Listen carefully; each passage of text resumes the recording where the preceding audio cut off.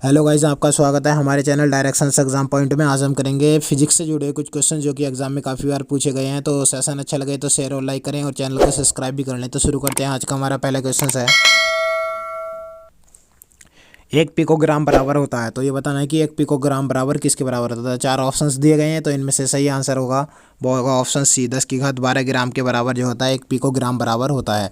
तो next question पे चलते हैं। अगला क्वेश्चन है हमारा, 1 किमी दूरी का तापतर्य है। तो ये बताना है कि एक किमी दूरी का तापतर्य किससे है। तो चार ऑप्शंस दिए गए हैं, तो इनमें से सही आंसर हो जाएगा 1000 मीटर के बराबर जो है 1 किमी दूरी का तापतर्य होता है। तो नेक्स्ट क्वेश्चन पर चलते हैं। अगला क्वेश्चन है हमारा,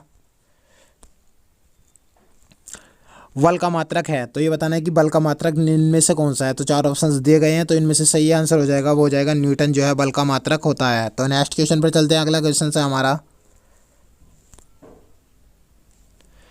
लंबाई की न्यूनतम इकाई है। तो ये बताना है कि लंबाई की न्यूनतम इकाई कौन सी है। तो ऑप्शन ए दे रखा है माइक्रोन, नैनोमीटर। ऑप्शन सी दे रखा है इसका एंगस्ट्रम और ऑप्शन डी दे रखा है इसका फर्मी। तो ये बताना है कि कौन सी है न्यूनतम इकाई। तो लंबाई की न्यूनतम इकाई जो होती है वो होती है फर्मी। ऑप्शन इसका डी इसका करेक्ट आंसर हो जाएगा। नेक्स्ट क्वेश्चन पे चलते हैं। अगला क्वेश्चन है हमारा, विलियम रॉन्टेजन ने किसका आविष्कार किया था। ये बताना है कि रॉन्टेजन ने किस चीज़ का आविष्कार किया था। तो चार ऑप्शंस दिए गए हैं, तो इनमें से सही आंसर हो जाएगा वो हो जाएगा एक्सरे मशीन का आविष्कार किया था। ठीक है, तो इसका सही आंसर है। तो नेक्स्ट क्वेश्चन पे चलते हैं। अगला क्वेश्चन है हमारा, अगला क्वेश्चन दे रखा है, डाफ्शन इकाई का प्रयोग किया जाता है। तो ये बताना है कि डाफ्शन जो इकाई होती है वो किस प्रयोग में किया जाता है। तो चार ऑप्शंस दिए गए हैं, तो इनमें से सही आंसर हो जाएगा वो हो जाएगा ऑप्शन सी जो है ओजोन परत की मोटाई मापने के लिए जो है डाफ्शन इकाई का प्रयोग किया जाता है। कि इससे पता लगाया जाता है कि ओजोन परत जो की मोटाई है उसकी कितनी है। तो नेक्स्ट क्वेश्चन पे चलते हैं। तो नेक्स्ट क्वेश्चन हमारा,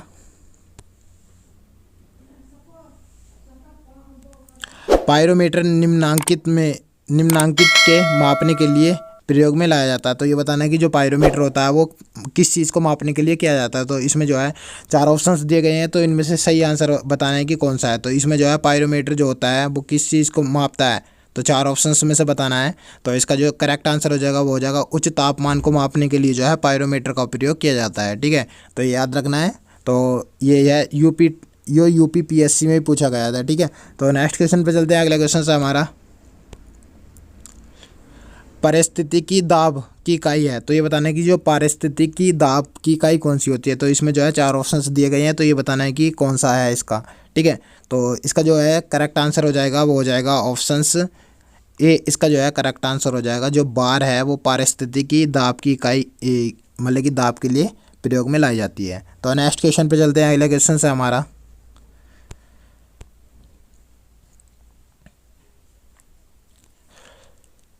मैनोमीटर के द्वारा किसकी माप की जाती है। तो ये बताना है जो मैनोमीटर के द्वारा किस चीज़ की माप की जाती है। तो चार ऑप्शंस दिए गए हैं, तो इनमें से बताना है कि कौन सा आंसर सही है। तो इसका जो है सही आंसर हो जाएगा वो हो जाएगा गैसों का दाब मापने के लिए जो है मैनोमीटर के द्वारा मापा जाता है, जो मतलब कि गैसों का दाब होता है। ठीक है, तो इसका जो है करेक्ट आंसर हो जाएगा ऑप्शन बी, इसका जो है सही आंसर है। तो नेक्स्ट क्वेश्चन पर चलते हैं। अगला क्वेश्चन है हमारा,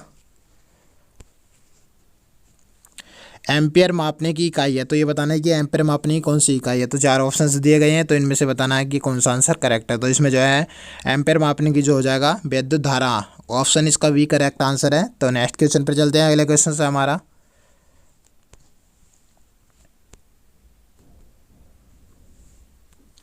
ध्वनि की तीव्रता को मापने वाला यंत्र है। तो ये बताना है कि ध्वनि की तीव्रता को मापने वाला यंत्र है। तो इसमें से बताना है कि कौन सा आंसर सही है। तो इसमें जो है ऑप्शन इसका डी करेक्ट आंसर हो जाएगा ऑडियोमीटर जो है ध्वनि की तीव्रता को मापने वाला यंत्र है। तो नेक्स्ट क्वेश्चन पे चलते हैं। अगला क्वेश्चन है हमारा, तो सेशन अच्छा लगे तो चैनल को सब्सक्राइब भी कर लें और शेयर भी करें। तो अगला क्वेश्चन दे रखा है, मेगावाट बिजली के मापने की इकाई है जो। तो इसमें बताना है कि जो मेगावाट बिजली की मापने की इकाई है वो कौन सी है। तो मतलब कि तो चार ऑप्शंस दिया गया है, तो इनमें से सही आंसर होगा वो होगा ऑप्शन डी जो है इसका करेक्ट आंसर हो जाएगा ट्रांसमिशन में ह्रास हो जाता है। मतलब कि मेगावाट बिजली के मापने की इकाई जो ट्रांसमिशन में ह्रास हो जाता है। ठीक है, तो इसका करेक्ट आंसर है ये भी एग्ज़ाम में आए हुए हैं। तो बस आज के लिए इतना।